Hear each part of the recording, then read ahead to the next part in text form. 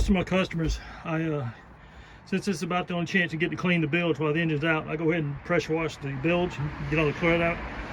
I just got started, but I want to stop and still before, so you can see what I've already vacuumed all the leaves out of here, but there's leaves pretty much everywhere. So I'm now about to vacuum out the leaves,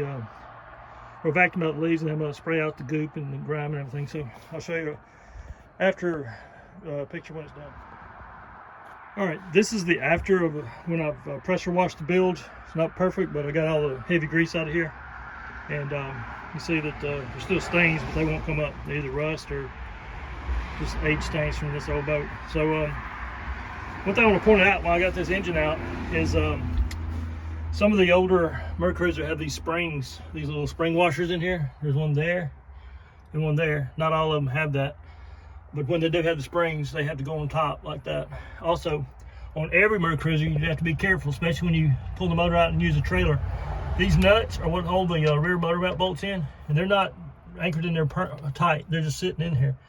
So many times they can fall out in the bottom of the bilge and you don't know it. You suck them up in a vacuum cleaner, or you just don't know, or they fall out through the drain hole and you don't know it. So when you try to mount your engine there, the bolt just drops in, it doesn't tighten. So before you install an engine, you need to check to make sure these two nuts are in here every single time, because they will fall out. They're very important to keep in there.